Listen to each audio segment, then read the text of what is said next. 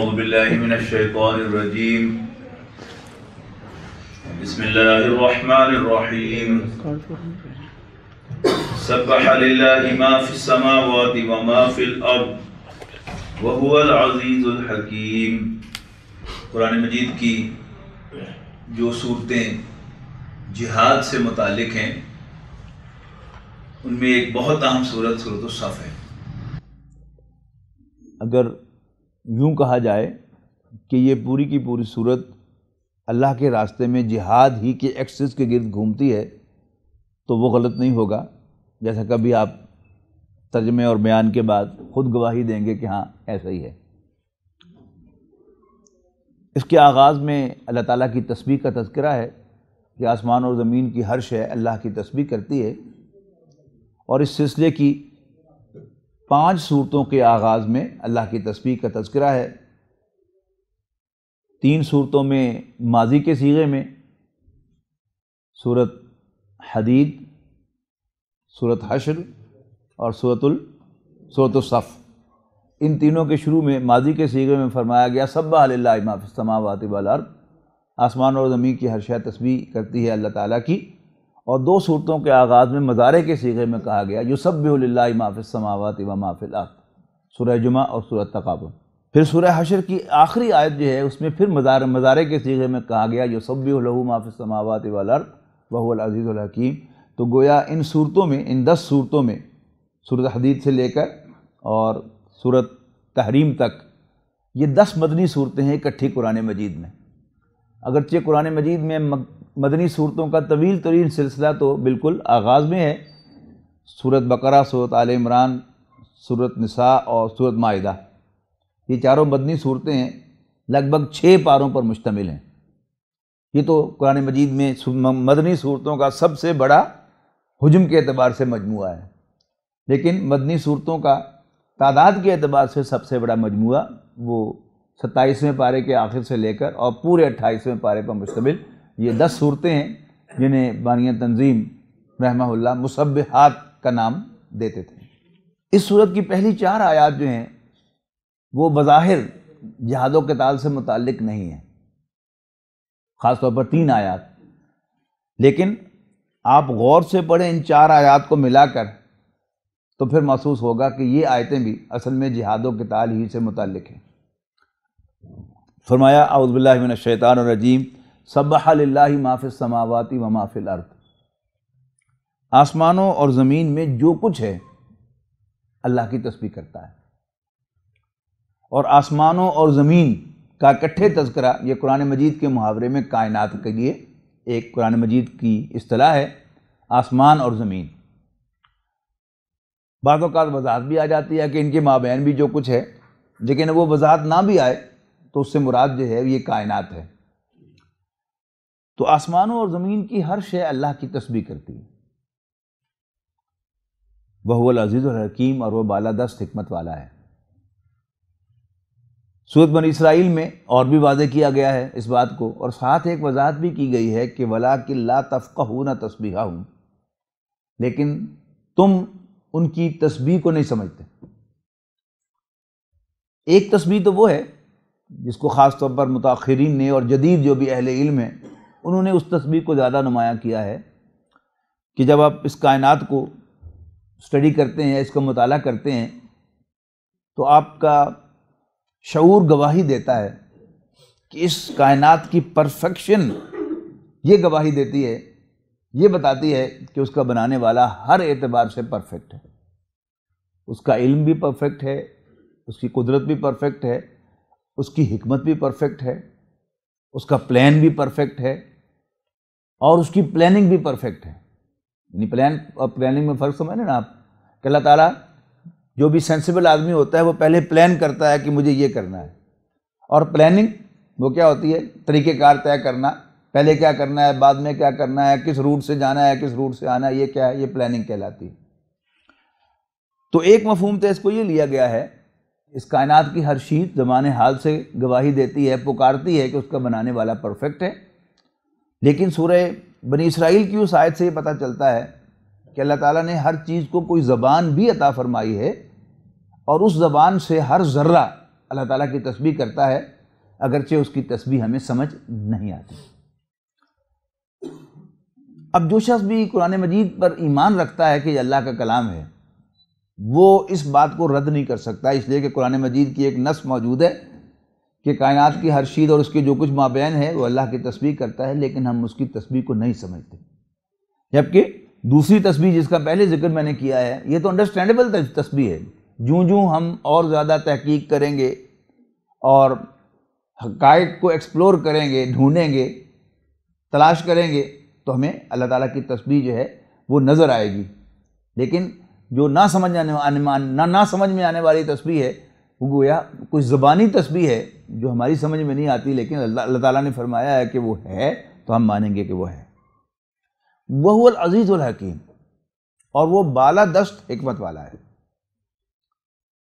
عین زا کا مادہ عربی زبان میں بالادستی کے لیے آتا ہے، اردو میں یہ عزت کے لیے، رسپیکٹ کے لیے آتا ہے۔ عربی میں ایک امکان رسپیکٹ کا ہے اس میں، لیکن جو بنیادی مفہوم ہے عزت کا وہ غلبے کا مفہوم ہے۔ وَهُوَ الْعَزِيزُ الْحَكِيمُ، اور وہ بالادست ہے۔ اچھا، پھر یہ کہ بالا بھی فارسی کا لفظ ہے، زبر بھی فارسی کا لفظ ہے، لیکن زبردست جو ہے عام طور پر وہ دھونس کے معنوں میں آتا ہے اردو محاورے کے اندر، لہٰذا اس لیے میں نے احتیاط برتے ہوئے بالادست ترجمہ کیا ہے، لیکن ہے وہی مفہوم۔ زبر اور زیر میں کیا فرق ہوتا ہے؟ زبر اوپر ہوتی ہے، زیر نیچے ہوتی ہے، تو بالادست اوپر والا اور زیر دست نیچے والا، غالب اور مغلوب۔ تو وَهُوَ الْعَزِيزُ الْحَكِيمُ، اللہ تعالیٰ بالادست، مائٹی، حکمت والا ہے۔ اب یہ جو دونوں اللہ تعالیٰ کے نام اکٹھے آئے ہیں اور کئی دفعہ اکٹھے آئے ہیں قرآن مجید میں، ان کی بھی حکمت بڑی آسانی سے سمجھ میں آتی ہے کہ اگرچہ اللہ تعالیٰ بالادست ہے، لیکن وہ اپنی حکمت کو، اپنی بالادستی کو اپنی حکمت کے ساتھ دکھاتا ہے۔ یعنی اگر اللہ تعالیٰ چاہے تو ایک دم اپنی بالادستی کو حاوی کر دے تو ہم میں سے کوئی پر بھی نہیں مار سکتا، دم بھی نہیں مار سکتا۔ اللہ تعالیٰ اگر چاہے کہ میں اس کی نافرمانی بالکل نہ کروں تو میرے دل میں کتنی بغاوت ہو، کیا میں ذرا برابر بھی اللہ تعالیٰ کی نافرمانی کر سکتا ہوں؟ نہیں کر سکتا۔ لیکن اللہ تعالیٰ کی حکمت کیا ہے؟ خاص طور پر اس صورت کے حوالے سے دیکھیں کہ اللہ تعالیٰ اپنی بالادستی جو ہے وہ اپنے ماننے والوں کے ہاتھوں سے اسٹیبلش کرانا چاہتا ہے، اور یہی میرا اور آپ کا امتحان ہے۔ تو سبح للہ ما فی السماوات و ما فی الارض، آسمانوں اور زمین کی ہر شے اللہ تعالیٰ کی تسبیح کرتی ہے۔ وَهُوَ الْعَزِيزُ الْحَكِيمُ، اور وہ بالادست حکمت والا ہے۔ اس کے بعد فرمایا یا ایھا الذین آمنوا لم تقولون ما لا تفعلون، اے ایمان والو کیوں کہتے ہو جو کرتے نہیں ہو۔ اب یہ بڑی جنرل سی اسٹیٹمنٹ ہے، اور عام طور پر اس کا ترجمہ آپ کو ملے گا کہ تمہارے قول و فعل میں تضاد کیوں ہے۔ بالکل ٹھیک ہے، بالکل صحیح مفہوم ہے اس آیت کا، اگر آپ بالکل علیحدہ بھی رکھیں تو یہ اس کا بڑا صاف ستھرا مفہوم ہے۔ اسی کو مزید مؤکد کر کے فرمایا گیا کبر مقتا عند اللہ ان تقولوا ما لا تفعلون، اللہ تعالیٰ کے غصے کو بھڑکانے والی بات ہے، یہ بڑی بیزاری کی بات ہے اللہ کے ہاں، ان تقولوا ما لا تفعلون، کہ تم وہ کہو جو کرتے نہیں۔ کیوں کہتے ہو جو کرتے نہیں ہو، اور جو کہہ رہے ہو کر نہیں رہے، اس پر اللہ تعالیٰ کو بہت غصہ آتا ہے۔ اب اس کے مقابلے میں اللہ تعالیٰ کو پیار کس پہ آتا ہے؟ ان اللہ یحب الذین یقاتلون فی سبیلہ صفا، بے شک اللہ تعالیٰ تو پیار کرتا ہے ان بندوں سے، ان لوگوں سے جو اللہ کے راستے میں جنگ کرتے ہیں، صفاً، صف باندھ کر، کأنہم بنیان مرصوص، گویا کہ وہ سیسا پلائی ہوئی دیوار ہوں۔ یعنی مٹی کی دیوار، اس پہ سوراخ کرنا بہت آسان، اینٹوں کی دیوار اس پہ ذرا مشکل، کنکریٹ کی دیوار اور مشکل، اور ذرا تصور کیجئے سیسا پلائی ہوئی دیوار، اس کے اندر گھسنا، اس میں نقب لگانا، اس کو توڑنا، اس کو پھاڑنا کتنا مشکل ہے۔ تو جو اللہ کے راستے میں ایسے جنگ کرتے ہیں کہ جیسے کوئی سیسا پلائی ہوئی دیوار ہو، یعنی پیٹھ نہیں دکھاتے، مر جاتے ہیں وہاں پر، لیکن دشمن کو اس میں گھسنے نہیں دیتے۔ اب ان 4 آیتوں کو دوبارہ پڑھی ہے۔ آسمان اور زمین کی ہر شے اللہ کی تسبیح کرتی ہے، لیکن ایمان والو تمہیں میں نے تسبیح کے لیے پیدا نہیں کیا۔ اگرچہ بندہ مومن پر بھی تسبیح فرض ہے۔ ہماری نماز کیا ہے؟ اللہ تعالیٰ کی تسبیح ہی ہے نا، لیکن بندہ مومن اس کے لیے پیدا نہیں کیا گیا۔ اچھا، اب نماز کا آپ جائزہ لے لیں کہ مومن کی فارمل تسبیح نماز ہے، اور نماز میں سب سے زیادہ کی جانے والی تسبیح کون سی ہے؟ نماز میں آپ سے پوچھ رہا ہوں، نماز میں سب سے زیادہ کی جانے والی اللہ تعالیٰ کی تسبیح کون سی ہے؟ اللہ اکبر، یعنی اذان میں 6 مرتبہ اللہ اکبر ہے، ہماری اقامت میں 6 مرتبہ اللہ اکبر ہے، ہماری پہلی رکعت جو ہے وہ 6 مرتبہ اللہ اکبر کہنے کے اوپر ختم ہوتی ہے۔ گن لیجئے، اللہ اکبر، رکوع میں گئے اللہ اکبر، سجدے میں گئے اللہ اکبر، پہلے سجدے سے اٹھے تو اللہ اکبر، 4 ہو گئے، دوسرے سجدے میں گئے تو اللہ اکبر، اور دوسرے سجدے سے اٹھے تو اللہ اکبر، تو 6 مرتبہ اللہ اکبر کہنے پر ہماری 1 رکعت مکمل ہوتی ہے۔ اللہ اکبر کا مطلب کیا ہے؟ اللہ سب سے بڑا ہے، لیکن اگر اللہ بالفعل بڑا نہیں ہے، اللہ تعالیٰ کی مانی نہیں جاتی، اللہ تعالیٰ کی سنی نہیں جاتی، اللہ تعالیٰ کے سامنے سرنڈر نہیں کیا جاتا، دنیا اللہ کے باغیوں سے بھری پڑی ہے، سیکولر قوانین جو ہے وہ اللہ تعالیٰ کی بغاوت پر مبنی ہے سب کے سب، اور اس کو بڑے پلان کے ساتھ پوری دنیا میں رائج کرنے کی کوشش کی جا رہی ہے۔ جو ممالک اس میں رکاوٹ بن رہے ہیں ان پر پابندیاں لگائی جا رہی ہیں۔ تو اللہ تعالیٰ کی حکمرانی اگر نہیں ہے، اللہ تعالیٰ سب سے بڑا نہیں ہے، تو پھر یہ کلمہ جھوٹ ہے کہ نہیں؟ کلمہ اللہ اکبر جھوٹ ہے کہ نہیں؟ جب یہ بش جونیئر الیکٹ ہوا تھا امریکہ میں صدر، تو میں اس وقت لندن میں تھا، تو ہیڈ لائن تھی ٹی وی کی صبح کی خبروں میں، today it will be decided who is the most powerful man on earth. آج یہ فیصلہ ہو جائے گا کہ زمین پر سب سے زیادہ طاقتور انسان کون سا ہے۔ طاقتور تو وہی ہے جس کی چلتی ہے۔ اگر اللہ کی چلتی ہو تو پھر اللہ تعالیٰ پاورفل ہے زمین پر سب سے بڑا، لیکن اگر اللہ تعالیٰ کی نہیں چلتی تو پھر اللہ بڑا نہیں ہے۔ اور ہم کہے جا رہے ہیں اللہ اکبر اللہ اکبر، اور اذان دے رہے ہیں لاؤڈ اسپیکر کے اوپر اللہ اکبر اللہ اکبر۔ اب پڑھیے اس آیت کو، سبح للہ ما فی السماوات و ما فی الارض وہو العزیز الحکیم یا ایھا الذین آمنوا لم تقولون ما لا تفعلون۔ کیوں کہتے ہو جو کرتے نہیں ہو؟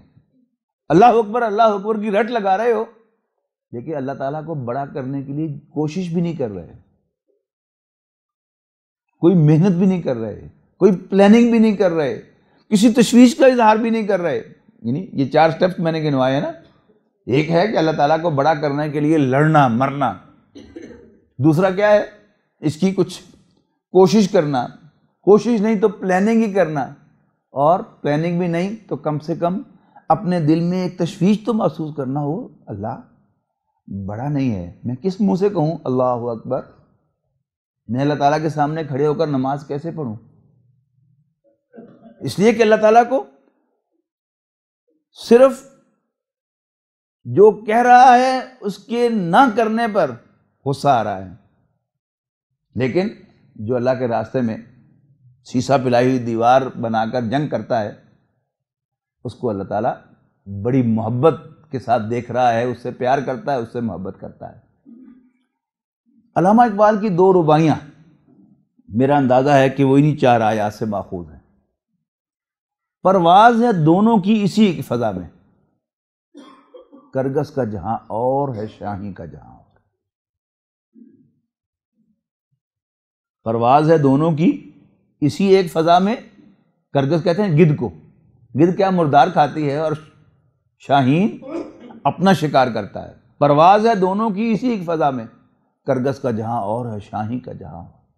الفاظ و معانی میں تفاوت نہیں، لیکن ملا کی اذاں اور مجاہد کی اذاں اور، یعنی ایک شخص جو ہے وہ مسجد میں لاؤڈ سپیکر پر اذان دے رہا ہے یا لاؤڈ سپیکر پر نماز پڑھا رہا ہے، اللہ اکبر اللہ اکبر، اور ایک شخص جو ہے میدان جنگ میں دشمن کو للکار کر کہتا ہے اللہ اکبر۔ پہلی اللہ اکبر سے نہ زمین ہلتی ہے نہ آسمان ہلتا ہے۔ ہاں، آپ نے بہت زیادہ پاورفل لاؤڈ سپیکر لگائے ہوئے ہیں اور آبادی کے بیچ میں مسجد ہے، لوگوں کے کان پھٹ سکتے ہیں لیکن زمین نہیں ہلتی۔ آپ یہیں ذرا 1 کلومیٹر کے فاصلے پر جی ٹی روڈ پر جا کر اللہ اکبر کا نعرہ لگائیں، زمین ہل جائے گی، بی بی سی پر خبر آئے گی، وائس آف امریکہ اور CNN جو ہیں وہ خبر دیں گے کہ آج کچھ انتہا پسند گجرانوالہ میں جی ٹی روڈ پر آئے اور انہوں نے اللہ اکبر کا نعرہ لگایا۔ ابھی کیا کچھ نہیں، لیکن سڑک پر آ کر نعرہ لگانے کا مطلب کیا ہے؟ یو مین اٹ، آپ سیریس ہیں، کرنا چاہتے ہیں کچھ۔ اور مسجد میں اللہ اکبر کی رٹ لگانے کا مطلب کیا ہے کہ آپ کا مطلب یہ ہے ہی نہیں، آپ صرف تسبیح کر رہے ہیں، آپ کا مطلب نہیں ہے کہ اللہ بڑا ہے، اللہ تعالیٰ کو آپ بڑا کرنے کے لیے کوئی جد و جہد کرنے کے لیے آمادہ نہیں ہے۔ ایک ہی الفاظ ہے نا، یعنی مجاہد بھی، بڑے مجاہد کی میں بات نہیں کر رہا فی الحال، یہ یعنی اگر آپ باہر نکل کے اللہ اکبر کا 10 آدمی نعرہ لگاتے ہیں تو اس سے اندازہ ہوتا ہے کہ لو بھئی یہ تو کوئی ایکشن لینے لگے ہیں، تو زمین ہل جاتی ہے، آسمان ہل جاتا ہے، پورا جو ٹی وی نیٹ ورک ہے دنیا کے اندر وہ سارا کا سارا ہل جاتا ہے، ریڈیو نیٹ ورک ہل جاتا ہے، اخبارات جو ہیں وہ ہل جاتے ہیں کہ کچھ لوگ جو ہیں وہ کچھ کرنے پر آمادہ ہو گئے۔ اور دوسری ربائی، یا وسعت افلاک میں تکبیر مسلسل، یہ زیادہ قریب ہے ان آیات سے، یا وسعت تسبیح و مناجات،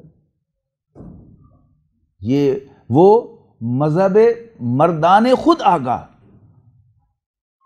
یہ عام طور پر ہم جلدی سے خود آگاہ پڑھ دیتے ہیں، وہ غور سے لکھا ہوا پڑھیں گے تو خود آگاہ ہے، اپنے آپ سے آگاہ، میں کون ہوں، ہو ایم آئی، میں اللہ کا بندہ ہوں، میں اس کے دین کا سپاہی ہوں، میں نبی اکرم صلی اللہ علیہ وسلم کی فوج کا ایک ادنا سنتری ہوں، سپاہی ہوں۔ یہ کیا ہے؟ خود آگاہی اور خدا مست، اللہ تعالیٰ کی محبت کے جذبے سے سرشار، تبھی انسان جان دے سکتا ہے ورنہ جان نہیں دے سکتا۔ تو یہ وہ مسلک ہے، وہ مذہب مردان خود آگاہ خدا مست، اور یہ مذہب ملا سے مراد صرف مولوی نہیں ہے یہاں پر، یعنی ہر وہ شخص کہ جو اللہ تعالیٰ کو صرف تسبیح و مناجات پر ٹرخانا چاہتا ہے، یہاں وہ مراد ہے ملا سے، جو اس زمین میں کوئی تبدیلی نہیں لانا چاہتا، اس نظام کو بدلنا نہیں چاہتا، اللہ تعالیٰ کے لیے لڑنا مرنا نہیں چاہتا، صرف زبانی اللہ اکبر کی تسبیح سے اللہ تعالیٰ کو ٹرخانا چاہتا ہے، یہ اس کا مذہب ہے۔ یہ وہ کس کے ساتھ مل گیا؟ نباتات و جمادات کے ساتھ مل گیا۔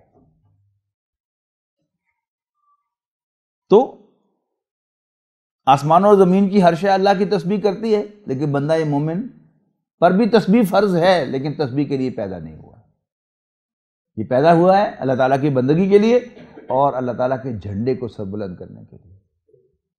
نبی اکرم صلی اللہ علیہ وسلم کی سیرت کسی آتھر کی پڑھ لیں، کسی مصنف کی پڑھ لیں، اور پھر خود فیصلہ کریں کہ رسول اللہ صلی اللہ علیہ وسلم کا مشن کیا تھا۔ اس لیے کہ وجہ طور پر جن لوگوں نے پوائنٹ آؤٹ کیا ہے، حضور صلی اللہ علیہ وسلم کی حیات طیبہ میں ایک دوسرے کے مخالف چیزیں ہیں۔ مکی زندگی میں اپنے دفاع میں بھی ہاتھ اٹھانے کی اجازت نہیں ہے، اور مدنی زندگی میں نبی اکرم صلی اللہ علیہ وسلم خود سیف بدست گھوڑے پہ سوار ہیں، زمین و آسمان کا فرق ہے۔ سن 6 ہجری میں نبی اکرم صلی اللہ علیہ وسلم بظاہر دب کر صلح کر رہے ہیں، اور 7 ہجری میں اسی صلح کی تجدید کے لیے ابو سفیان چل کر مدینے جاتا ہے، کوئی اس کی بات ہی نہیں سنتا۔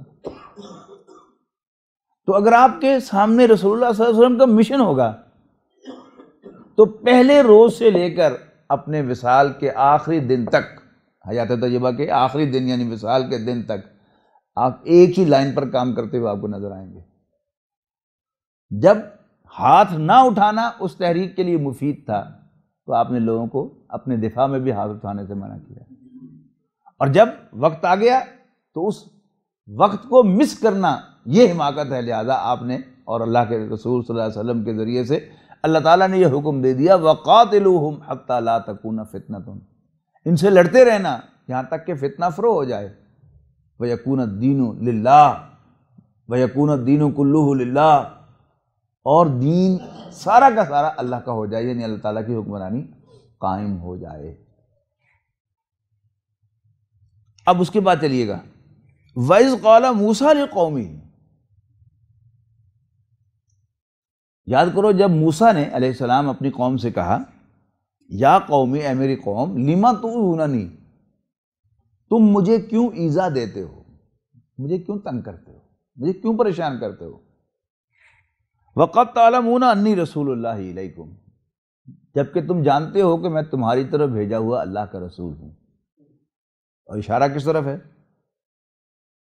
جو ان کی قوم نے لڑنے سے انکار کر دیا اللہ کے دین کو غالب کرنے کے لیے۔ بنی اسرائیل کی تاریخ اگر ذہن میں ہو تو حضرت موسیٰ علیہ السلام کو فرعون کی طرف بھیجا گیا اولاً کہ فرعون سے کہو کہ بنی اسرائیل کو آزاد کر کے تمہارے ساتھ بھیج دیں۔ فرعون نے خود آزاد نہیں کیا، اللہ تعالیٰ نے فرعون کو ڈبو دیا، بنی اسرائیل کو آزاد کر دیا۔ اب حضرت موسیٰ علیہ السلام کی جو دوسری بعثت تھی بنی اسرائیل کی طرف، اب وہ فور فرنٹ پہ آ گئی۔ یا قومی لِمَ تُؤْذُونَنِی وَقَدْ تَعْلَمُونَ أَنِّی رَسُولُ اللَّهِ إِلَیکُم، اے میری قوم مجھے کیوں تنگ کرتے ہو، کیوں ایذا دیتے ہو، کیوں پریشان کرتے ہو، جبکہ تم جانتے ہو کہ میں تمہاری طرف بھیجا ہوا اللہ کا رسول ہوں۔ فَلَمَّا زَاغُوا، تو جب وہ ٹیڑے ہوئے، أَزَّاغَ اللَّهُ قُلُوبَهُمْ، اللہ تعالیٰ نے ان کے دلوں کو ٹیڑھا کر دیا۔ یہ اللہ تعالیٰ کا قانون ہدایت ہے کہ اللہ تعالیٰ نے انسان کے اندر روح ڈالی ہے اور اس کے ذریعے سے اس کو راستہ بتایا ہے، جو اس سے ڈائریکشن لیتا ہے اللہ تعالیٰ اس کو اور توفیق دیتا ہے اور آگے بڑھاتا ہے، نور علی نور کر دیتا ہے، اور جو اس ہدایت سے منہ موڑتا ہے تو اللہ تعالیٰ پھر کہتا ہے جاؤ دفعہ ہو جاؤ، پھر اس کے دل کو سیل کر دیتا ہے۔ یہ بالکل پہلے پارے میں پہلے ہی رکوع کے آخر میں فرما دیا گیا ان الذین کفروا سواء علیہم اانذرتہم ام لم تنذرہم لا یؤمنون، کافروں کے لیے اب برابر ہے، یعنی 14 سال ہو چکے ہیں آپ کو دعوت دیتے ہوئے، جو ابھی تک کفر پر اڑا ہوا ہے، اس کا مطلب ہے کہ اسے ہدایت نہیں چاہیے۔ تو اب ان کے لیے برابر ہے کہ آپ انہیں خبردار کریں یا نہ کریں، لا یؤمنون، وہ ایمان نہیں لائیں گے۔ ختم اللہ علی قلوبہم وعلی سمعہم وعلی ابصارہم غشاوہ ولہم عذاب عظیم، اب اس سزا کے طور پر اللہ تعالیٰ نے ان کے دلوں کو اور ان کے کانوں کو سیل کر دیا اور ان کی آنکھوں پر اب پردہ ہے، اب ان کو حقیقت بن کر نظر ہی نہیں آئے گی، باطل حقیقت معلوم ہوگی، حقیقت باطل معلوم ہوگی، اور ان کے لیے ایک بہت بڑا عذاب ہے۔ تو جب کوئی ہدایت سے منہ موڑتا ہے تو پھر اللہ تعالیٰ کہتا ہے کہ جاؤ دفعہ ہو جاؤ، اور اس کے دلوں کو سیل کر دیتا ہے۔ یہاں بھی وہی مضمون ایک دوسرے الفاظ میں آیا ہے کہ یاد کرو جب موسیٰ نے اپنی قوم سے کہا علیہ السلام یا قومی لِمَ تُؤْذُونَنِی وَقَدْ تَعْلَمُونَ أَنِّی رَسُولُ اللَّهِ إِلَیکُم، اے میری قوم کیوں مجھے تنگ کرتے ہو، کیوں ایذا دیتے ہو، کیوں پریشان کرتے ہو، جبکہ تم جانتے ہو کہ میں تمہاری طرف بھیجا ہوا اللہ کا رسول ہوں۔ فَلَمَّا زَاغُوا، لیکن جب وہ ٹیڑے ہوئے، أَزَّاغَ اللَّهُ قُلُوبَهُمْ، تو اللہ تعالیٰ نے ان کے دلوں کو ٹیڑھا کر دیا۔ وَاللَّهُ لَا يَهْدِي الْقَوْمَ الْفَاسِقِينَ، اور اللہ تعالیٰ ایسے نافرمانوں کو راستہ نہیں دکھایا کرتا۔ یعنی صرف الفاظ ہی بدلے ہیں نا، وہاں فرمایا کہ دلوں کو سیل کر دیا ہے، یہاں فرمایا ان کے دلوں کو ٹیڑھا کر دیا ہے، مفہوم ایک ہی ہے، لیکن کیوں ٹیڑھا کیا؟ کہ قوم نے حضرت موسیٰ علیہ السلام کو رسول ماننے کے باوجود، حضرت موسیٰ کی اس خوشخبری کے باوجود کہ تمہیں صرف حملہ کرنا ہے، فتح تمہیں اللہ ضرور دے گا، اللہ تعالیٰ کی طرف سے گارنٹی ہے، لیکن انہیں رسول ایک طرف کہے تھے کہ آپ اللہ کے رسول ہیں، دوسری طرف آپ کی طرف سے وہ خوشخبری انہوں نے حق نہیں سمجھی، سچ نہیں سمجھی، گویا انہوں نے حضرت موسیٰ علیہ السلام کو اللہ کا رسول نہیں سمجھا۔ تو اللہ تعالیٰ نے کیا سزا دی؟ اللہ تعالیٰ نے ان کے دلوں کو ٹیڑھا کر دیا، وہ ٹیڑھے ہوئے، اللہ نے دل ٹیڑھے کر دیے، انہوں نے ہدایت سے منہ موڑا، اللہ تعالیٰ نے دلوں کو سیل کر دیا۔ واللہ لا یہدی القوم الفاسقین، اللہ تعالیٰ ایسے فاسقوں کو، ایسے نافرمانوں کو، ایسے باغیوں کو راہ یاب نہیں کیا کرتا۔ وَإِذْ قَالَ عِیسیٰ ابْنُ مریم، اور یاد کرو جب عیسیٰ ابن مریم نے کہا، یا بنی اسرائیل، اے یعقوب کے بیٹو، اے بنی اسرائیل، انی رسول اللہ علیکم، میں تمہاری طرف بھیجا ہوا اللہ کا رسول ہوں،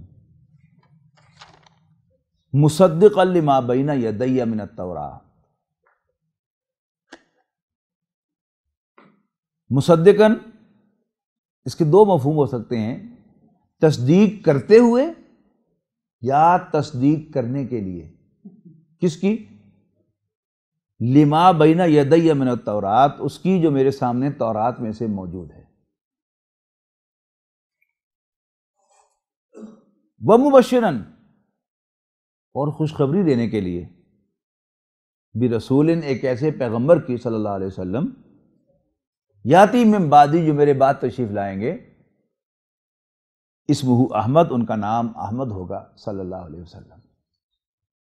اصل میں دو ادوار ہیں تاریخ بنی اسرائیل کے، ایک دور حضرت موسیٰ علیہ السلام کے زمانے کا، حضرت موسیٰ علیہ السلام کے ساتھ انہوں نے کیا ٹریٹمنٹ کیا وہ آ گیا سامنے۔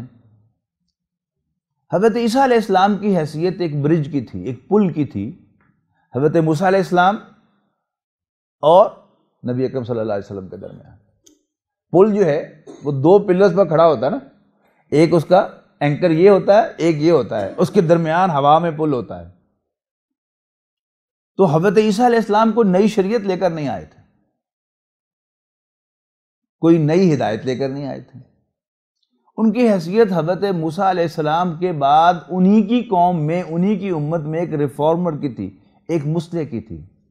آپ سارا پڑھیں بائبل کو، اگر آپ جو آج کل موجود ہے اس کو بھی پڑھ لیں، بالکل اس بات کی تصدیق ہوگی کہ یہ الفاظ جو کہا گیا نا، میں تورات کی تصدیق کرنے کے لیے آیا ہوں، یہ آج بھی موجود ہیں کہ don't think I have come to break law, یہ نہ سمجھنا کہ میں تورات کو ختم کرنے کے لیے یا اس کے احکام کو سسپینڈ کرنے کے لیے آیا ہوں، نہیں، اصلاح کے لیے آیا ہوں۔ یعنی تورات کے احکام ہی پر عمل کرتے ہوئے، انہی کے بیان کرتے کرتے، جو علماء بنی اسرائیل نے، علماء سو نے اس میں سے چور دروازے نکالے تھے، دین میں جو سختیاں پیدا کی تھیں ان کو آ کر انہوں نے ختم کیا تھا، مسلم۔ اور دوسرا کام ان کا کیا تھا؟ ومبشراً، اور خوشخبری دینے کے لیے یا خوشخبری دیتے ہوئے، برسول، ایک پیغمبر کی صلی اللہ علیہ وسلم، یاتی من بعدی، جو میرے بعد تشریف لائیں گے، ان کا نام احمد ہوگا صلی اللہ علیہ وسلم۔ یہ کام ہے حضرت عیسیٰ علیہ السلام کا، اور یہی آپ کو ملے گا، بائبل میں بھی یہی کام ملے گا۔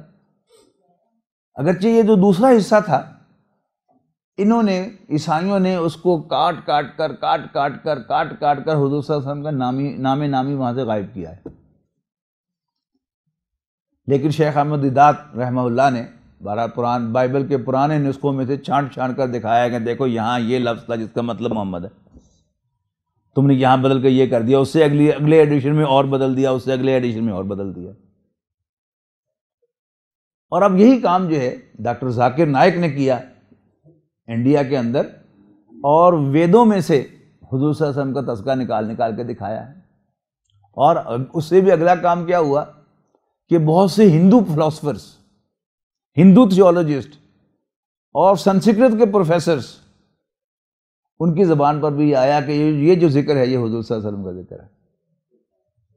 تو ذکر ہے، اور حضرت عیسیٰ علیہ السلام آئے ہی خوشخبری دینے کے لیے تھے، لیکن وہ کیسے اس کو، یعنی کہیں سے چور جو ہوتا ہے اپنے سارے نشانات مٹا کے جاتا ہے، لیکن کوئی نہ کوئی نشان باقی رہ بھی جاتا ہے۔ یعنی بائبل میں سے حضور صلی اللہ علیہ وسلم کا نام انہوں نے کھرچ دیا۔ احمد دیدات صاحب فرماتے ہیں کہ میں نے ایک عیسائی پادری سے ملاقات کی، اس سے پوچھا کہ یہ جو حضرت موسیٰ علیہ السلام کا تذکرہ ہے، تم بھی بائبل کو مانتے ہو، وہ کہتے ہیں کہ اللہ تعالیٰ تمہارے بھائیوں میں ایک نبی پیدا کرے گا اور اس کے منہ میں اپنا کلام ڈالے گا، یہ کون ہے؟ تو پادری نے کہا کہ جیزس، عیسیٰ علیہ السلام۔ تو شیخ احمد دیدات کہتے ہیں کہ میں نے اس سے کہا کہ اگر یہ عیسیٰ علیہ السلام مراد ہوتے تو حضرت موسیٰ کہتے تم میں ایک پیغمبر اٹھائے گا، یہ تمہارے بھائیوں کیوں کہا ہے؟ یہ تمہارے چچیرے بھائی بنی اسماعیل ہیں، حضرت اسماعیل علیہ السلام کی اولاد۔ ہم نے کہا ہاں بڑی اچھی بات آپ نے کہی ہے، میں آپ کو اپنے بڑے پادری سے ملاؤں گا۔ تو بڑے پادری سے ملاقات کرا دی، اس کے سامنے بھی وہی سوال رکھا احمد دیدات نے، انہوں نے کہا جی جیزس، عیسیٰ علیہ السلام۔ نے کہا اگر عیسیٰ علیہ السلام ہوتے تو تمہارے بھائیوں کہتے، تمہارے اندر کہتے، تمہارے بھائیوں کیوں کہا؟ نے کہا ہاں یہ تم نے بڑا اہم نقطہ اٹھایا ہے، میں آپ کو دعوت دوں گا کہ آپ ہمارے بڑے چرچ میں آ کر اس موضوع پر ایک لیکچر دیں۔ تو شیخ احمد دیدات نے اپنی کتاب میں لکھا ہے کہ کئی سال بیت گئے ہیں، میں ابھی منتظر ہوں کہ مجھے دعوت کب ملے گی، ظاہر وہ مل ہی نہیں۔ تو حضرت عیسیٰ علیہ السلام کا جو اصل رول ہے وہ حضور صلی اللہ علیہ وسلم کی خوشخبری، میرے بعد آ رہے ہیں 600 سال کا فصل ہے حضرت عیسیٰ علیہ السلام اور نبی اکرم صلی اللہ علیہ وسلم پر وحی کے آغاز میں۔ 610 عیسوی میں رسول اللہ صلی اللہ علیہ وسلم پر پہلی وحی آئی ہے۔ تو یہ 600 سال جو ہے اس کے درمیان کوئی پیغمبر نہیں ہے، جبکہ اس سے پہلے بنی اسرائیل میں ایک وقت میں 2 3 پیغمبر بھی رہے ہیں۔ اور 2 مثالیں تو باپ بیٹا پیغمبروں کی ہمارے سامنے قرآن مجید میں مذکور ہیں۔ حضرت داؤد علیہ السلام اور حضرت سلیمان علیہ السلام کون ہیں؟ باپ بیٹا ہیں، دونوں پیغمبر ہیں۔ حضرت زکریا علیہ السلام، حضرت یحییٰ علیہ السلام دونوں باپ بیٹا ہیں، دونوں پیغمبر ہیں۔ لیکن ان 600 سالوں میں کوئی پیغمبر نہیں ہے، اور حضرت عیسیٰ علیہ السلام کی خوشخبری صحیح ثابت ہوئی ہے، نبی اکرم صلی اللہ علیہ وسلم کا ان کے بعد ظہور ہوا ہے، اور کا کچھ انہوں نے مٹایا ہے، کھجوروں کی سرزمینوں کو مٹا لیا، لیکن بہرحال نشانات جو ہیں وہ ڈھونڈنے سے مل جاتے ہیں۔ اور وہ جو علامہ اقبال نے کہا تھا کہ عصر حاضر کے تقاضاؤں سے ہے لیکن یہ خوف، ہو نہ جائے آشکارا شرع پیغمبر کے، یعنی ریسرچ کے نام سے جو انہوں نے ڈھونگ رچایا تھا۔ حالانکہ ریسرچ کے جو اصول انہوں نے طے کیے ہیں وہ کیا ہے کہ یہ ان بائس ہونی چاہیے، تعصب سے پاک ہونی چاہیے، اور پہلے سے ذہن میں کوئی بات رکھ کر ریسرچ نہیں ہونی چاہیے، اوپن ریسرچ ہونی چاہیے کہ آپ ریسرچ کریں، اور خواہ آپ کا مفروضہ جس پر آپ نے ریسرچ شروع کی تھی وہ غلط ثابت ہو جائے تو ہونے دو، لیکن بالفعل ایسا ہوتا نہیں ہے۔ یورپین اور امریکن پروفیسرز جو ہیں وہ 6 8 سال جو ہیں وہ روکے رکھتے ہیں کسی scholar, P H D scholar کی تھیسس کو کہ نہیں یہ پروو کروں گا۔ ظاہر ہے جب سپروائزر اپروو نہیں کرتا تو صفر ہو جاتا ہے طالب علم پی ایچ ڈی کا، ایم فل کا، اس لیے کہ تھیسس کا ہر چیپٹر وہ اپروو کرے گا تو وہ لکھے گا، ورنہ لکھ ہی نہیں سکتا، پریزنٹ ہی نہیں کر سکتا۔ جو آپ کے دوست پی ایچ ڈی کر کے آئے ہیں باہر سے، ذرا انہیں پوچھئے کہ حال کیا ہے، کہتے ہیں کہ نہیں یہ نہیں کہنا، یہ نہیں لکھنا۔ یعنی وہ چیز جس سے اسلام کی حقانیت ثابت ہو، جس سے نبی اکرم صلی اللہ علیہ وسلم کی حقانیت ثابت ہو، وہ اس کو اوائڈ کرتے ہیں، لیکن کب تک؟ اسی ریسرچ سے انشاءاللہ خود یورپ کے لوگ، جیسے ہندوستان کے اندر بڑے بڑے پروفیسر جو ہیں سنسکرت کے، وہ اب ماننے پہ مجبور ہو رہے ہیں۔ دلائی لاما جو ان کا سب سے بڑا وہ کہلاتا ہے جوگی، کہ کیا اس کو کہتے ہیں، وہ جو ہے یہ کہتا ہے کہ حضور صلی اللہ علیہ وسلم یہ آخری نبی ہیں، جس کا ذکر جو ہے وہ سنسکرت کے ویدوں کے اندر موجود ہے۔ تو انشاءاللہ یورپ سے بھی یہ سب خبریں ہمیں ملیں گی، انہی کی زبانیں ملیں گی۔ لیکن سر دست ہم کیا کر رہے ہیں؟ کیا ہمارا فرض نہیں ہے کہ ہم نبی اکرم صلی اللہ علیہ وسلم کی، جیسے الحمدللہ شیخ احمد دیدات نے ہمت کی، کوشش کی، اپنی پوری زندگی کھپا دی انہوں نے اس بات پر۔ اب پڑھیں اس کے کیسے وہ اس پر ہوئے کہ چائے لینے کے لیے گئے تھے یا کوئی سبزی لینے کے لیے گئے تھے کسی دکان پر، اور وہاں پر انہیں کوئی پمفلٹ شاید ملا تھا، تو انہوں نے پھر اس پر بائبل سارے ورشن پڑھے، سارا زندگی انہیں اسی کام پر لگا دی کہ میں رسول اللہ صلی اللہ علیہ وسلم کی جو خوشخبریاں ہیں ان کو ثابت کروں۔ ڈاکٹر ذاکر نائک نے بھی یہ کیا۔ اب اپنا سا کام جو مخالفین نے کیا کیا ہے، ڈاکٹر ذاکر نائک کا سارا جو ایکوپمنٹ تھا ضبط کر لیا کروڑوں کا، ڈاکٹر ذاکر نائک کی سٹیزن شپ انڈیا کی کینسل کر دی، کوئی چھوٹی بات نہیں ہوتی۔ لیکن بہرحال ابھی تک انہوں نے الحمدللہ سرنڈر نہیں کیا. اللہ تعالیٰ ان کو استقامت دے، وہ ڈٹے رہیں اس پر، اور بھی قربانیاں اگر یہ جد و جہد مانگے تو اس کو دے. یہی معاملہ ہمارا ہے، اللہ کے دین کو پیش کرنا، پھر جو شکوک و شبہات پیدا کیے جاتے ہیں ان کا جواب دینا، اور اسلام کی حقانیت کو ثابت کرنا. یہ ایک فرنٹ پر کرنے کا کام ہے، اور پھر ایک دوسرے فرنٹ پر دعوت و تبلیغ مثبت طور پر عوام الناس کے لیے وہ بھی کرنے کا کام ہے. پھر تیسرا پلیٹ فارم جو ہے پھر یہ ہے کہ سیف جہاد کرنا اور کفر کے اوپر چڑھ کے رہنا. وہ جو کہا کہ نور خدا ہے کفر کی حرکت پہ خندہ زن، پھونکوں سے یہ چراغ بجھایا نہ جائے گا.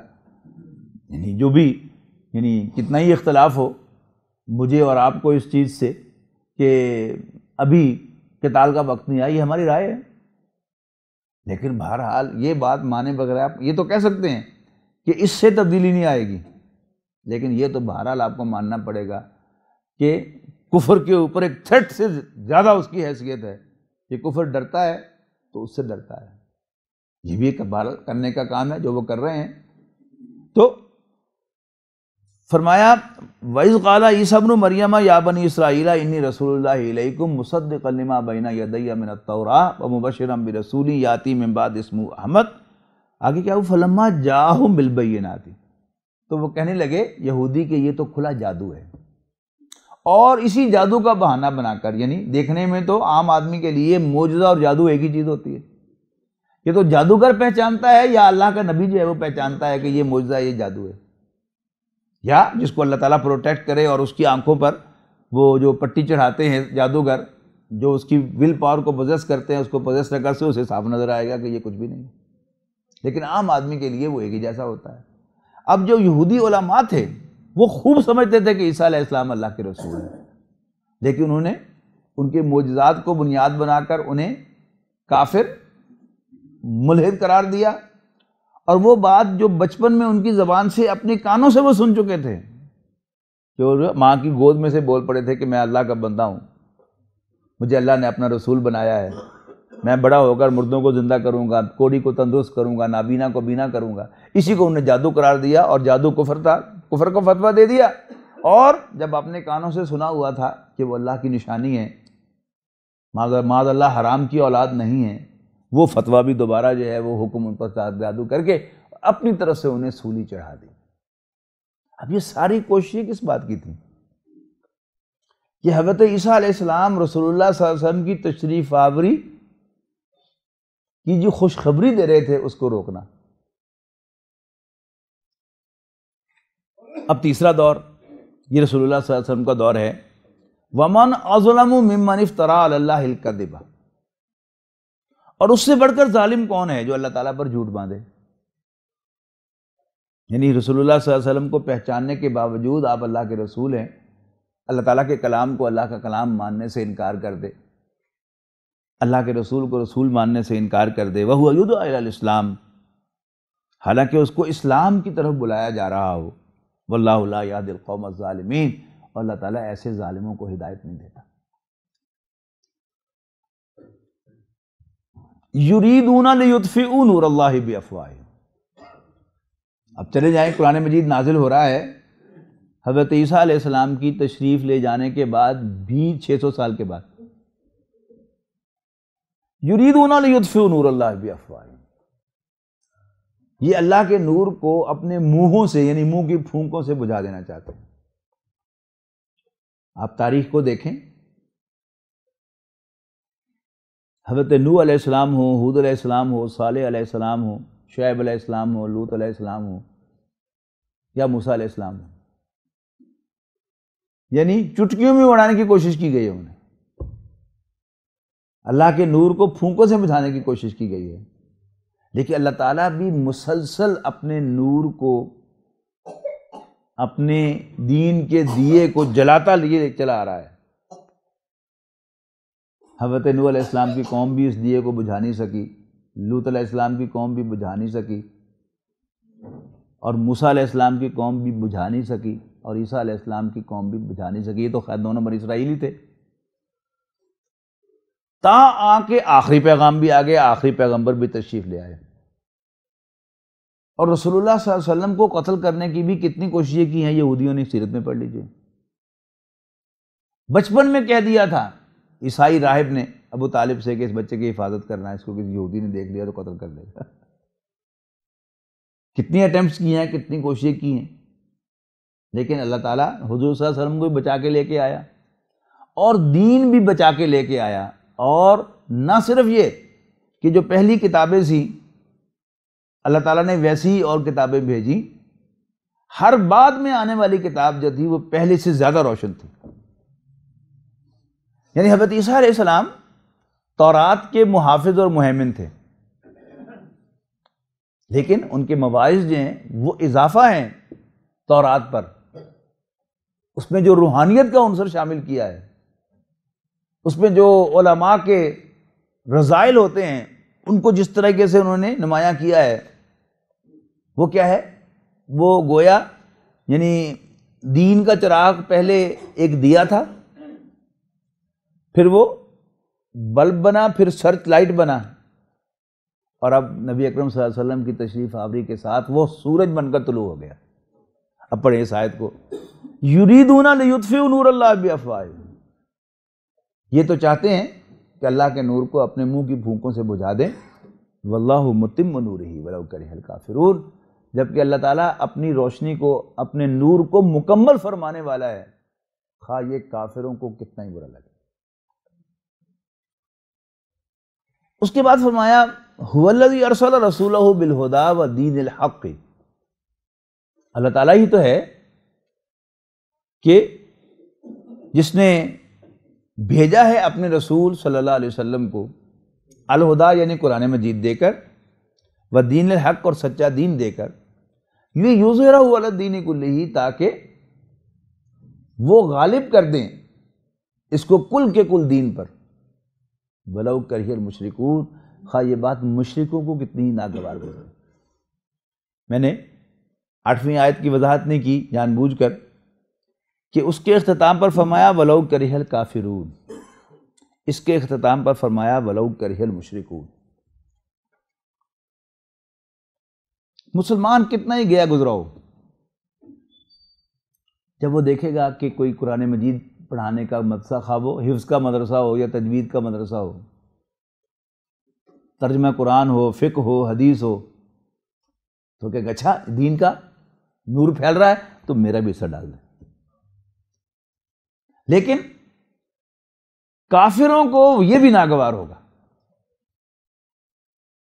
یہ مدارس کے خلاف جو اب موومنٹ ساری چل رہی ہے، دینی تعلیم کے خلاف، مدارس کے خلاف، کورسز کے اندر سے جو جہاد و قتال کی چیزیں کی نکالنے کی کوشش، یہ سب کیا ہے؟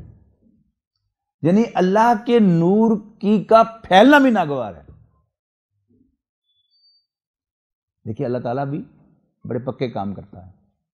یعنی ایک طرف وہ جو روشنی تھی، پہلے حضرت ابراہیم علیہ السلام کے صحیفے تھے، پھر تورات آ گئی، پھر انجیل آ گئی، زبور آ گئی۔ زبور کیا ہے؟ وہ اللہ تعالیٰ کی حمد کے ترانے ہیں، اور انجیل کیا ہے؟ اس میں حکمت اور دانائی کی باتیں ہیں، واعظ و نصیحت ہیں۔ لیکن قرآن مجید اس میں سب کچھ ہے۔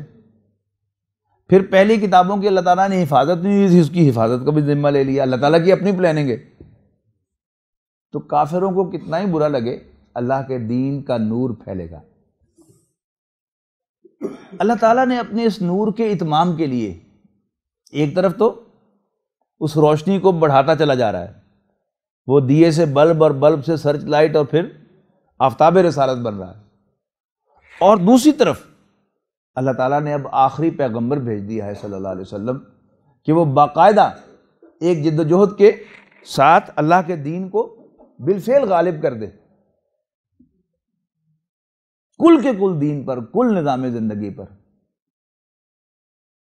اس کے بعد فرمایا وَلَوْ كَرِهَ الْمُشْرِكُونَ، خواہ یہ بات مشرکوں کو کتنی ہی ناگوار گزرے۔ اب یہ جو کافر اور مشرک میں فرق ہے، اس کو ذرا ذہن میں رکھیے گا۔ یہ مشرکین کا لفظ ہے قرآن مجید میں دو معنی میں آیا ہے۔ ایک تو الذین اشرکوا، ہر وہ شخص کے جو شرک کرتا ہے وہ کیا ہے؟ وہ مشرک ہے۔ لیکن جمع کی صیغے میں جب آتا ہے مشرکین، تو یہ قرآن مجید کی اصطلاح ہے، یہ عربوں کے لیے آتا ہے اہل کتاب کے مقابلے میں۔ ادھر آ جائیں گے تو ہندوؤں کے لیے آئے گا عیسائیوں اور یہودیوں کے مقابلے میں، اور عرب میں چلے جائیں تو یہ عربوں کے لیے آئے گا یہود و نصارہ کے مقابلے میں۔ لیکن دوسرا مطلب کیا ہے مشرکین کا؟ وہ تمام لوگ جو شرک کرتے ہیں۔ اب اس صورت کے سیاق و سباق میں آپ غور کریں تو یہاں کس شرک کا تذکرہ ہے؟ وہ تمام لوگ جو اللہ تعالیٰ کو وحدہ لا شریک فی الحکم نہیں مانتے کہ حکم صرف اسی کا چلنا چاہیے، ان سب کو اللہ کے دین کا غلبہ ناگوار گزرے گا۔ ایک مثال دے کر آگے چلوں گا۔ میں نہیں سمجھتا کہ کوئی مسلمان ایسا ہے پنجاب کا جسے یہ پتہ نہ ہو کہ اسلام کا ایک قانون وراثت ہے۔ یہ بے شک پتہ نہ ہو کہ قرآن مجید میں آیا ہے، لیکن اتنا اسے پتہ ہے کہ اسلام کا ایک قانون وراثت ہے، اور اس قانون کی روح سے جہاں مرنے والے مسلمان کے بیٹے اس کے باپ کے اپنے باپ کے مال کے وارث ہیں، وہاں بیٹیاں بھی وارث ہیں، اگرچہ فرق ہے مقدار کا، ریشو کا۔ بیٹی کا حصہ بیٹے کے حصے سے آدھا ہے، لیکن ہے صحیح۔ لیکن ہم میں سے کتنے لوگ ہیں، میں ہاتھ نہیں کھڑے کرواتا تاکہ ایک دوسرے کے سامنے ہم شرمندہ نہ ہوں، لیکن ذرا اپنے آپ سے پوچھیے ہم میں سے کتنے لوگ ہیں کہ جنہوں نے اپنی بہنوں کو ان کا شرعی حق دلی آمادگی سے اور رضامندی سے دیا، یہ جانتے ہوئے کہ یہ قانون اللہ تعالیٰ کا قانون ہے، بہنوں کو حق اس نے دیا ہے۔ لیکن ہم میں سے جو بڑا نیک آدمی ہوتا ہے نا، وہ پتہ کیسے بہن کو حصہ دیتا ہے؟ آپا تو حصہ تو نہیں لینا۔ اب آپا بیچاری جو ہے اس نے اگر ہاں کہہ دی تو پھر اگلا جملہ سننے کے لیے تیار رہے کہ بس پھر تیری میری بس، تو میری مجنوں ہاتھ نہ آئی، میری قبر تے بھی نہ آئی۔ اور بہن افورڈ کر سکتی ہے یہ کہ اس کے بھائی اسے کٹ جائیں اور پھر وہ اپنے سسرال والوں کے رحم و کرم پر ہو؟ وہ تصور بھی نہیں کر سکتی، تو مجبور ہے بیچاری کہنے کے لیے۔ ہم خیرات نہیں دے رہے اس کو، اللہ تعالیٰ کا وہ حق جو اللہ تعالیٰ نے قرآن مجید میں بیان کیا ہے وہ ہم نہیں دینا چاہتے۔ اور حضرت ابوبکر رضی اللہ تعالیٰ عنہ کا وہ جملہ یاد کیجئے، آپ کا پہلا خطبہ مسجد نبوی میں خلافت کا چارج سنبھالنے کے بعد، کہ تم نے مجھ پر جو ذمہ داری ڈالی ہے اس کی بنیاد پر اگر میں سیدھا رہوں تو تم پر میری اطاعت لازم ہے، اور اگر میں ٹیڑھا ہو جاؤں تو تمہارا فرض ہے کہ مجھے سیدھا کر دو۔ اور ایک بدو نے یوں تلوار نکالی، ان کے ہاں تلوار سے سیدھا کریں گے ہم تمہیں، اور ساتھ ہی فرمایا کہ تم میں سے ہر قوی میرے سامنے ضعیف ہوگا جب تک کہ میں اس سے حق وصول نہ کر لوں جو اس نے غصب کیا ہے، اور تم میں سے ہر ضعیف میرے سامنے قوی ہوگا جب تک کہ میں اس کو اس کا وہ حق دلانا دوں جو چھینا گیا ہے۔ اب اگر آج پاکستان میں اسلامی نظام نافذ ہوتا ہے تو اگر میں نے اپنی بہن کا حق مارا ہوا ہے تو کیا اسلامی ریاست مجھ سے وہ حق چھینے گی؟ نہیں، ضرور چھینے گی۔ لہذا میں نعرے شعرے لگا لیتا ہوں اقامت دین کے، اللہ اکبر یہ وہ، لیکن میرے دل میں خود چور ہے کہ کدھر آ ہی نہ جاوے۔ تو اللہ کا دین آئے گا تو اس کے ساتھ عدل بھی آئے گا، غاصبین سے لوٹا ہوا مال چھینا جائے گا۔ لہذا فرمایا، یعنی یہ دو آیتوں کنٹراسٹ میں دیکھیے گا کہ اللہ کے نور کا پھیلنا یہ صرف کافروں کو برا لگتا ہے، لیکن اللہ کے دین کا آنا، اللہ کے دین کا غلبہ، یہ تمام مشرکوں کو برا لگے گا، خواہ وہ مسلمان ہی کیوں نہ ہو۔ جو بھی اللہ تعالیٰ کی حاکمیت کو مطلق نہیں مانتا اور یہ مانتا ہے کہ لا یشرک فی حکم ہی احدا، وہ اللہ تعالیٰ کے احکام میں اپنی حکومت میں کسی کو شریک نہیں کرتا، جو بھی اس بات کو نہیں مانتا وہ مشرک ہے اور اسے اللہ کے دین کا غلبہ پسند نہیں ہے۔ یہ اصولی بات کہنے کے بعد 5ویں آیت میں جو بات کہی گئی تھی وہ کیا تھی کہ یاد کرو جب موسیٰ نے علیہ السلام اپنی قوم سے کہا تھا کہ اے میری قوم تم کیوں مجھے تنگ کرتے ہو، ایذا دیتے ہو، جبکہ جانتے ہو کہ میں تمہاری طرف بھیجا ہوا اللہ کا رسول ہوں۔ حضرت موسیٰ علیہ السلام کوئی چھوٹی شخصیت نہیں تھے۔ حافظوں سے پوچھ کر دیکھیے گا سب سے زیادہ پریشان کن شخصیت ان کے لیے حضرت موسیٰ علیہ السلام کی۔ جدھر جائیں اذ قال موسیٰ لقومہ، اذ قال موسیٰ لقومہ، اور حافظ صاحب نے ذرا کنسنٹریشن لوز کی نہیں تو 10 پارے ادھر سے ادھر، کوئی مسئلہ ہی نہیں ہے۔ سب سے زیادہ کثیر ذکر والے حضرت موسیٰ علیہ السلام ہیں قرآن مجید میں، کوئی لگ بھگ 3 پارے بن جاتے ہیں ان کے تذکرے سے، تذکرے پر مشتمل۔ لیکن اللہ کا دین غالب نہیں کر سکے۔ خوشخبریاں بھی ہیں، اگر تم نے صرف حملہ کرنا ہے، قوم نے ساتھ نہیں دیا تو اللہ کا پیغمبر اکیلا کچھ نہیں کر سکا۔ اب پھر اللہ نے ایک شریعت دے دیا، شرع لکم من الدین ما وصی بہ نوحا والذی اوحینا الیک وما وصینا بہ موسیٰ وعیسیٰ ان اقیموا الدین ولا تتفرقوا فیہ۔ پھر شریعت آ گئی ہے اور پھر تقاضا کیا ہے؟ ان اقیموا الدین، دین کو قائم کرو، ولا تتفرقوا فیہ، اور اس میں کوئی حصے بخری نہ کرو، تفرقہ نہ کر ڈالو۔ اب پھر تقاضا کیا ہے کہ اگر پیغمبر کے ساتھی پیغمبر کا ساتھ دیں گے تو کامیابی ہوگی، ورنہ کامیابی نہیں ہوگی۔ پیغمبر کی ساری عظمت وہیں کی وہیں رہ جائے گی، لیکن اللہ کا دین غالب نہیں ہو سکے گا، عدل و انصاف قائم نہیں ہو سکے گا۔ لہذا اہل ایمان سے خطاب، یا ایھا الذین آمنوا هل ادلکم علی تجارۃ تنجیکم من عذاب علیم۔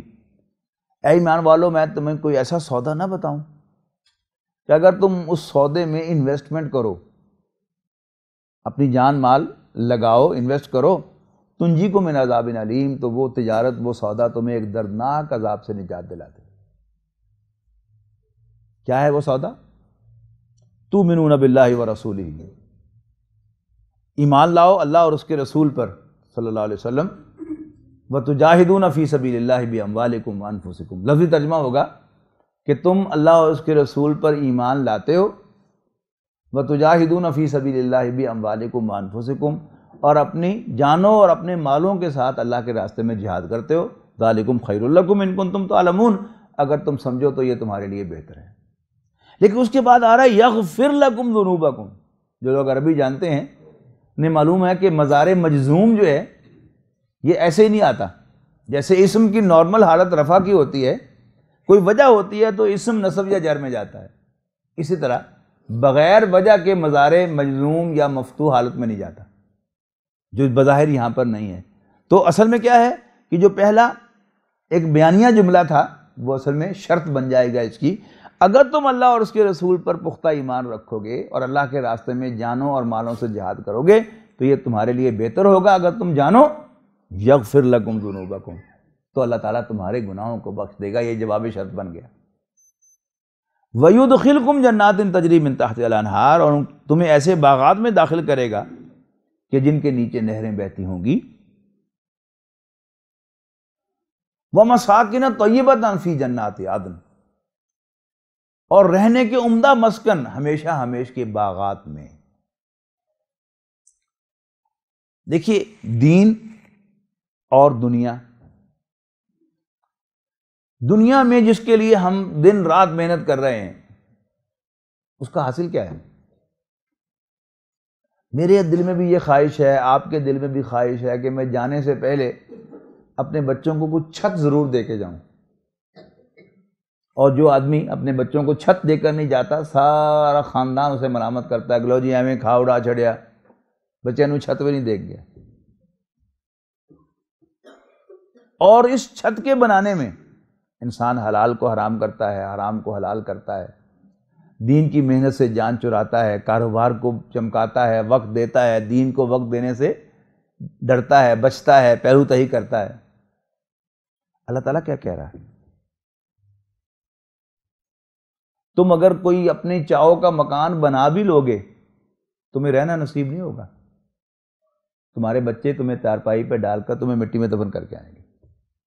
تم میرے پاس آ جاؤ، میرے لیے کام کرو، اپنا جان اور مال میرے دین کے لیے قربان کر دو، تو میں تمہیں تمہاری پسند کا گھر دوں گا۔ پسند کا گھر کون سا ہوتا ہے؟ مینشن، بنگلو، جس میں چاروں طرف باغیچے ہوں، نیچے کوئی جھیل ہو یا سوئمنگ پول ہی ہو کم سے کم، اور اس کے درمیان میں، باغیچوں کے درمیان میں رہنے کا اپارٹمنٹ، رہنے کا گھر ہو، وہ تمہیں میں دوں گا۔ اور تم دنیا میں جو گھر چاہو سے بناتے ہو وہ تمہیں چھوڑنے پڑتے ہیں، میں یقین دلاتا ہوں کہ تم اس گھر میں سے نکالے نہیں جاؤ گے۔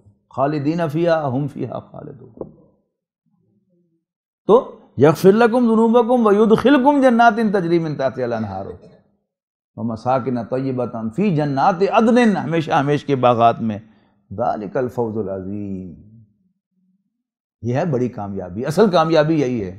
وَأُخْرَى، اینڈ another، اور ایک دوسری کامیابی بھی، وہ کون سی؟ تحبونہا، جو تمہیں بہت پسند ہے، وہ کیا ہے؟ نصر من اللہ وفتح قریب۔ کیونکہ ہم دنیا میں گم ہو چکے ہیں، لہذا آخرت کی کامیابی ہمیں کامیابی نہیں مل لگتی۔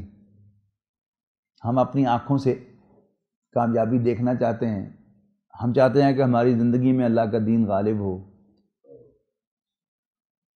تو اسے کہا ہے وَأُخْرَى، another، ایک دوسری کامیابی جو تمہیں پسند ہے، وہ کیا ہے؟ وہ بھی اللہ کی مدد سے ملے گی۔ اللہ تعالیٰ تمہاری مدد میں برکت ڈالے گا اور اللہ کا دین غالب ہوگا تمہارے ہاتھوں سے۔ نصر من اللہ، اللہ کی مدد آئے گی، وفتح قریب، اور جلد فتح مل جائے گی۔ وبشر المومنین، اور مومنوں کو اس کی خوشخبری دے دو۔ آج ہم کہاں کھڑے ہیں؟ نبی اکرم صلی اللہ علیہ وسلم کی پیشین گوئیاں، آپ کی خوشخبریاں، غزوہ ہند کے بارے میں، خراسان سے چلنے والے جھنڈوں کے بارے میں، اور یہ یقین دہانیاں کہ حضرت عیسیٰ دوبارہ تشریف لائیں گے، بالآخر اللہ کا دین غالب ہوگا۔ اللہ کے دین نے تو غالب ہونا ہی ہے، ہم چاہیں یا نہ چاہیں۔ ہمارے یاد رکھنے کی بات یہ ہے کہ یہ ہمارا دین ہمارا محتاج نہیں ہے۔ یا یورش تاتار کے افسانے سے پاسباں بل گئے کعبے کو صنم خانے سے، حضرت مجدد الفسانی رحمۃ اللہ علیہ اور شاہ ولی اللہ رحمۃ اللہ علیہ کی پیشین گوئیاں ہیں کہ ایک وقت آئے گا کہ ہندوستان کا اونچی ذات کا ہندو برہمن کثیر تعداد میں مسلمان ہوگا، اور ذاکر نائک کے ذریعے سے یہ ہو رہا تھا، جس کی وجہ سے پھر اس کو نکالا ہے، بھگایا ہے، اور اس کی سب کچھ لوٹ کر اس کی سٹیزن شپ جو ہے وہ کینسل کی ہے، اس خطرے سے کہ وہ یہ ہو ہی نہ جائے، لیکن اللہ تعالیٰ نے جو کام کروانا ہے وہ کروا ہی لینا ہے۔ تو بوخرا، ہمارے سوچنے کی بات کیا ہے کہ اللہ تعالیٰ نے اپنا دین تو غالب کر ہی لینا ہے جب چاہنا ہے، لیکن میں کہاں کھڑا ہوں گا؟ میں اس دین کو نیچا دکھانے والوں کا ساتھی بنوں گا یا اس دین کو سر بلند کرنے والوں کی کوشش کرنے والوں کا ساتھی بنوں گا؟ یہ ہے میرے اور آپ کے کرنے کا فیصلہ۔ سودا بتا رہا ہے نا، ایک ہر کاروباری آدمی اس بات کو بڑی آسانی سے سمجھ جاتا ہے کہ جب بھی کوئی نیا بزنس آتا ہے تو ایک اپورچونٹی ہوتی ہے کہ اگر انسان کے پاس انویسٹمنٹ ہے تو وہ کر لے، تو بس پوچھ لیتا ہے وہ صرف کہ جی کیسا بزنس ہے، آپ بزنس کر رہے ہیں تو یہ جو نئی آئی ہے ایک چیز، یہ کیسی ہے؟ آپ یہ فلانا کام کر رہے ہیں پہلے سے، تو یہ کام میں شروع کر لوں؟ بلکہ مجھے یاد آ رہا ہے کہ آج سے 45 سال پہلے میں خود گواہ ہوں کہ جب میں اسکول کالج میں پڑھتا تھا تو بہت سے لوگ ہماری مسجد کے جو خطیب تھے مولانا شمس الرحمان صاحب، ان سے آ کر پوچھتے تھے نمازیوں میں سے کہ جی بچے نوں کاروبار شروع کر کے دینا ہے، کاروبار شروع کر دئیے، بنا دئیے، جائز ہے۔ اب تو پوچھتے ہی کوئی نہیں، جائز نہ جائز تو اب مسئلہ ہی ختم ہو گیا۔ اب نیٹ پر اشتہار دیکھا اور جھٹ جو ہے اس پر نیٹ پر ہی انویسٹمنٹ کر ڈالی۔ کیوں؟ معلوم ہو رہا ہے کہ یہ پروفیٹیبل بزنس ہے، نفع بخش بزنس ہے۔ تو اللہ کے رسول نفع بخش کس کو بتا رہے ہیں؟ وہ تو اس کو بتا رہے ہیں۔ تو وبشر المومنین، اور خوشخبریاں بھی ہیں کہ یہ دین غالب ہوگا دوبارہ۔ تو ہمارے لیے ایک بڑا گولڈن چانس ہے، سنہری موقع ہے کہ ہم بھی اس بیکتی گنگا میں ہاتھ دھو لیں اور اس جد و جہد میں شریک ہو کر اللہ کے دین کے سپاہی بن جائیں، اللہ کے دین کے غلبے کے لیے اپنا تن من دھن لگائیں۔ باقی جیسے سیرت النبی سے ہم نے سمجھا ہے اللہ کے فضل و کرم سے کہ نبی اکرم صلی اللہ علیہ وسلم نے پہلے دن بندوق نہیں اٹھائی، تلوار نہیں اٹھائی، اور نبی اکرم صلی اللہ علیہ وسلم کو اللہ تعالیٰ نے کسی خاص کلاس کو بھی ایڈریس کرنے کی اجازت نہیں دی، کسی پیغمبر کو بھی نہیں دی۔ انبیاء کرام کے تذکرے کو پڑھیے کہ نبی جو ہے ہمیشہ قوم سے خطاب کرتا تھا، اور اس پر اعتراض داغنے والے کون ہوتے تھے؟ ملأ الذین کفروا، کافروں کے سردار۔ لیکن انبیاء کرام ان کے اعتراضات کا جواب بھی یا ایھا الملأ کہہ کر، اے سرداروں کہہ کر نہیں دیتے تھے، یا قومی کہہ کر دیتے تھے، اے میری قوم۔ تو ہماری ذمہ داری کیا ہے کہ ہم تمام جو شعبہ ہے زندگی کے لوگ ہیں، غربا ہیں، امراء ہیں، پڑھے لکھے ہیں، ان پڑھ ہیں، ہم سب کو یہ قرآن مجید پڑھ پڑھ کر سناتے رہیں، پڑھ پڑھ کر سناتے رہیں، جیسے حضور صلی اللہ علیہ وسلم کو حکم تھا۔ سرداروں کو لفظ گانے کی اجازت نہیں دی اللہ تعالیٰ نے رسول اللہ صلی اللہ علیہ وسلم کو۔ کبھی کہا کہ اپنے انہی ساتھیوں پر قناعت کرو جو دن رات اللہ تعالیٰ کو یاد کرتے ہیں، صبح و شام یاد کرتے ہیں، اس کو راضی کرنا چاہتے ہیں۔ کبھی کہا کہ یہ سردار کو کیوں تم لفٹ کرائی تم نے، اور نبینہ جو چل کے آیا تھا اس سے تم نے اور کیوں محسوس کیا، تیوری کیوں چڑھائی، یہ بھی کہا ہے۔ تو کرتے رہنا رسول اللہ صلی اللہ علیہ وسلم انتہائی ذہین انسان تھے، بلکہ نوع انسانی کے ذہین ترین فرد تھے۔ آپ بجا طور پر سمجھتے تھے کہ یہ ایک قبائلی معاشرہ ہے، اور جب تک قبائلی سردار میرا ساتھ نہیں دیں گے میں کچھ بھی حاصل نہیں کر سکتا۔ لیکن آپ نے سوچا نہیں کہ میں سرداروں کو تھوڑی سی لفٹ کراؤں یا اہمیت دوں، تو آیت پہلے نازل ہوگی کہ نو، ہرگز نہیں۔ یہ کام ہمارا ہے، یعنی نصر من اللہ و فتح قریب ہوتی ہے، اللہ کی مدد کے بغیر نہیں ہوتی، اور جب ہم چاہیں گے چٹکی بجائیں گے اور فتح ہو جائے گی تمہیں۔ لیکن تمہارا کام کیا ہے؟ ڈو ایز ڈائریکٹڈ، جیسے ہم کہہ رہے ہیں کرتے چلے جاؤ۔ اور وہ کیا کہہ رہے ہیں؟ فذکر بالقرآن من یخاف وعید، کہ نصیحت کرتے رہو قرآن مجید کے ذریعے ہر اس شخص کو جو میری ڈانٹ سے ڈرتا ہو۔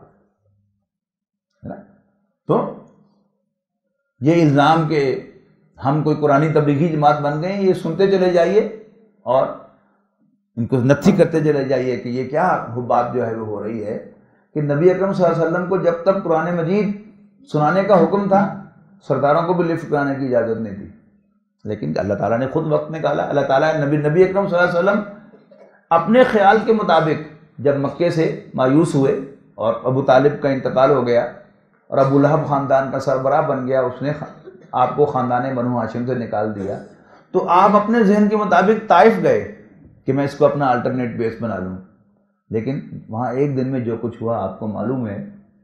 اور پھر معراج میں رسول اللہ صلی اللہ علیہ وسلم کی اکشوئی کے لیے، آنسو پوچھنے کے لیے، تھپکی دینے کے لیے، بلا تشبیہ عرض کر رہا ہوں، بلایا گیا، اور پھر 4 مہینے کے بعد 5واں مہینہ ذی الحج کا ہے، یعنی 27 رجب سن 11 ہجری نبوی کو معراج ہوئی ہے، اور اس کے 5ویں مہینے کے شروع میں ہی حج کے دنوں میں یثرب کی کھڑکی اللہ تعالیٰ نے کھول دی۔ اللہ تعالیٰ کی نصرت پر یقین، اور جو طریقہ کار ہماری سمجھ میں آ رہا ہے سنت نبوی سے، سیرت نبوی سے، اسی پر چلتے ہوئے ہم قرآن مجید اپنے تمام تر توانائیوں کو لگا کر، جس کو جتنا آتا ہے، جس میں جتنی بیان کرنے کی صلاحیت ہے، وہ کرتا رہے، اٹھتے بیٹھتے چلتے پھرتے۔ اب کامیابی کیسے ہوگی؟ وہ کھڑکی کہاں سے کھلے گی ہمیں کچھ معلوم نہیں ہے۔ یہ یقین ہے کہ اللہ کا دین ہے، نبی اکرم صلی اللہ علیہ وسلم کی خوشخبریاں ہیں، اللہ کا دین غالب ہوگا، حضرت عیسیٰ علیہ السلام دوبارہ تشریف لائیں گے، اور وہ ان کے دشمنوں کو کیسر کردار تک پہنچائیں گے، اپنے دشمنوں کو۔ یہ سب کچھ ہے۔ اب اس کے لیے یا ایھا الذین آمنوا کونوا انصار اللہ، اے ایمان والو اللہ کے مددگار بن جاؤ۔ کما قال عیسیٰ ابن مریم للحواریین من انصاری الی اللہ، جیسے عیسیٰ ابن مریم نے اپنے حواریوں سے کہا تھا کون ہے میرا مددگار اللہ کی طرف۔ تو یہاں دونوں چیزیں اکٹھی ہو گئی، دین اللہ کا ہے، جھنڈا اللہ کا سر بلند کرنا ہے، حکومت اللہ کی قائم کرنی ہے، لیکن کس کی قیادت میں کرنی ہے؟ امیر کی قیادت میں، جو رسول اللہ صلی اللہ علیہ وسلم ہے اور پہلے حضرت عیسیٰ علیہ السلام ہے۔ تو کونوا انصار اللہ، اللہ کے مددگار بن جاؤ، یعنی اللہ کے مشن کے دست و بازو بن جاؤ۔ جیسے عیسیٰ ابن مریم نے اپنے حواریوں سے کہا تھا کون ہے میرا مددگار اللہ کی طرف، جواب ان کا بھی کیا تھا، ہم اللہ کے مددگار ہیں۔ تو نبی ہو تو نبی کی قیادت میں اللہ تعالیٰ کی نصرت کرنا، اور اگر نبی نہ ہو تو پھر جو بھی اپنے میں سے امیر ہو اس کی قیادت میں، اس کی عمارت میں اللہ تعالیٰ کے دین کے لیے جد و جہد کرنا، یہ کیا ہے، یہ اللہ کی مدد ہے۔ کما قال عیسی ابن مریم للحواریین من انصاری اللہ قال الحواریون نحن انصار اللہ، حواری کہنے لگے کہ ہم اللہ کے مددگار ہیں، یعنی آپ کے دست و بازو بن کر ہم اللہ تعالیٰ کے مشن کے دست و بازو بنیں گے۔ فآمنت طائفۃ من بنی اسرائیل وکفرت طائفہ، بس ایمان لایا ایک گروہ بنی اسرائیل میں سے، وکفرت طائفہ، اور ایک گروہ نے حضرت عیسیٰ علیہ السلام کو ماننے سے انکار کیا۔ اب جبین ہو گئی نا، پہلے سب یہودی تھے، حضرت عیسیٰ علیہ السلام بھی خود یہودی تھے، لیکن اب وہ ایک نبی کی حیثیت سے آئے تو یہودیوں کے کچھ ایک چھوٹے گروہ نے، ان کے جو حواریین تھے، انہوں نے ان کو مانا، باقی سب نے انکار کیا۔ لیکن اللہ تعالیٰ نے کیا کیا، وہ جو مٹھی بھر تھے، وہ جو تعداد میں بہت کم تھے، فَأَيَّدْنَا الَّذِينَ آمَنُوا عَلَىٰ عَدُوِّهِمْ، تو ہم نے مدد کی عیسیٰ علیہ السلام کے ماننے والوں کی، ان کے دشمنوں کے خلاف، فَأَصْبَحُوا ظَاهِرِينَ، اور بالآخر وہ غالب ہو گئے۔ یعنی تاریخ انسانی میں ہم یہی دیکھتے ہیں کہ یہود کے اوپر غلبہ جو ہے وہ عیسائیوں کا رہا ہے۔ آج بھی عیسائیوں کی حفاظت میں یہودی جو وہ دنتناتے پھر رہے ہیں، اور اگر آج عیسائی جو ہیں وہ اپنا ہاتھ اٹھا لیں تو فلسطینی تو اکیلے ہی ان کا تکا بوٹی کر دیں گے، لیکن آج بھی غلبہ جو ہے وہ عیسائیوں کا ہے۔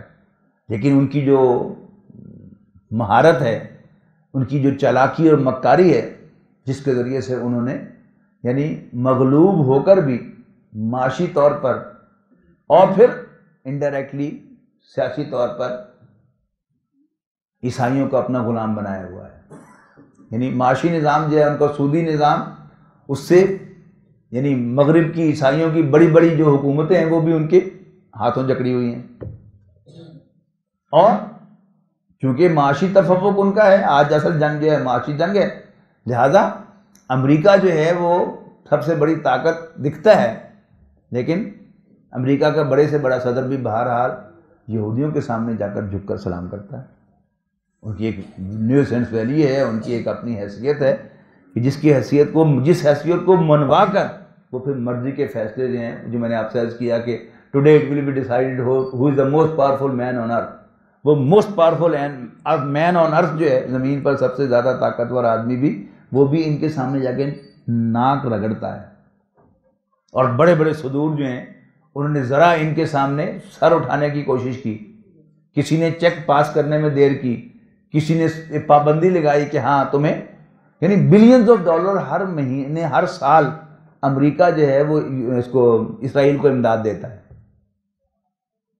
ان کی بدماشی ہے۔ اور یہ دو جو بڑے صدر جو ہیں، یعنی نکسن کو تو بہرحال صدارت چھوڑنی پڑ گئی واٹر گیٹ اسکینڈل کے تحت، اور جو تھا کلنٹن، اس کو آپ نے دیکھ لیا کہ کیسے انہوں نے اس سے ناک رگڑوائی ہے، اسکینڈلائز کیا اس کو، اور دنیا جہان میں بدنام کیا اس کو۔ کیا قصور کیا تھا ان دونوں کا کہ ایک نے کہا تھا کہ جی ذرا وہ کچھ یہ شرائط پوری کر دو تو پھر بس چیک سائن کر دوں گا۔ نے کہا ہو آر یو، ہم لے کر تو تمہیں ہم آئے تھے، آنکھیں دکھاتے ہو ہمیں، اور ہسٹری بنا دیا اس کو۔ دوسرے نے اسی طرح کچھ کہا تو پھر اس کو بھی کیا کیا، انہوں نے اسکینڈلائز کر کے اس کو ختم کر دیا۔ تو حاکم جو غالب ہیں وہ حضرت عیسیٰ علیہ السلام کے ماننے والے ہیں، کن کے اوپر؟ یہودیوں کے اوپر۔ لیکن اس کے باوجود یہودیوں کا اپنا ایک اثر رسوخ ہے، ان کی اپنی چلاکی اور مکاری ہے، جس کی بنیاد پر وہ آج بھی پوری دنیا پر حاکم ہیں، لیکن پیچھے سے، فور فرنٹ سے نہیں۔ اللہ تعالیٰ سے دعا ہے اللہ تعالیٰ ہمیں قرآن مجید کو سمجھنے اور اس پر عمل کرنے اور قرآن مجید کا پیغام ہر شخص تک پہنچانے کے لیے اپنا تن من دل لگانے کی توفیق عطا فرمائے۔ آخر دعوانا الحمدللہ رب العالمین۔ بہت شکریہ۔ خليل بالقرآن هو إمامنا على هداية الله آمتنا كلام ربنا هدايتنا عطاء جبريل على رسولنا